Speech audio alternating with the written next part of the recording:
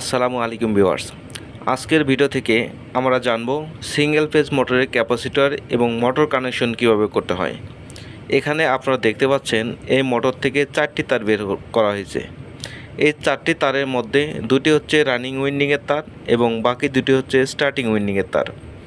এখন আমরা কীভাবে বুঝব কোন তার দুটি স্টার্টিং উইন্ডিং এবং কোন তার দুটি রানিং উইন্ডিংয়ের তার?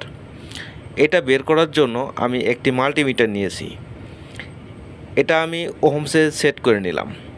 সেট করার পর আমরা বের করব কোন তারটি রানিং এবং কোন তারটি স্টার্টিং উইন্ডিং।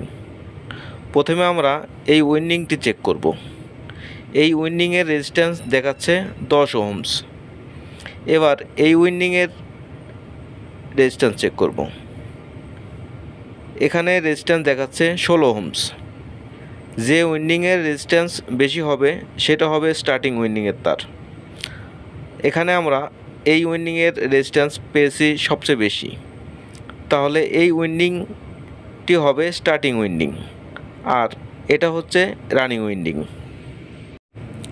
এখন আমরা দেখব কানেকশন কিভাবে করতে হয়। কানেকশন করার জন্য প্রথমে আমরা একটি স্টার্টিং উইন্ডিং তার এবং একটি রানিং উইন্ডিংয়ের তার একসাথে জোড়া দিয়ে কমন করে নেব। কমন করে নেওয়ার পর 220 ভোল্ট সাপ্লাইয়ের একটি তার এখানে কানেকশন করে দেব।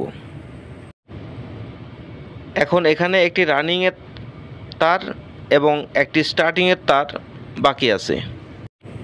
রানিং উইন্ডিং তারের সাথে 220 ভোল্ট সাপ্লাইয়ের বাকি যে তারটি আছে সেটি কানেকশন করে নিচ্ছি।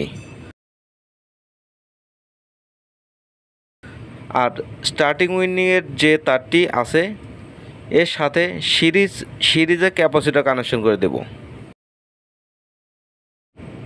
ক্যাপাসিটরের অপর তারটি 220 ভোল্ট সাপ্লাইয়ের এই তারের সাথে কানেকশন করে দেব। সম্মানিত ভিউয়ার্স, আপনি যদি আমাদের চ্যানেলে নতুন হয়ে থাকেন তাহলে অবশ্যই চ্যানেলটি সাবস্ক্রাইব করে দিবেন আর ভিডিওটি ভালো লাগলে অবশ্যই একটা লাইক দিয়ে দিবেন। আর এরকম ভিডিও পেতে হলে নোটিফিকেশনটি অবশ্যই অন করে রাখবেন।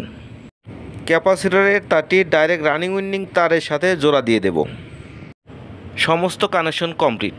এখন আমি এটা পাওয়ার দিয়ে চালিয়ে দেখাবো। এর জন্য মোটরটি ঘুরিয়ে নিচ্ছি যাতে দেখতে সুবিধা হয়।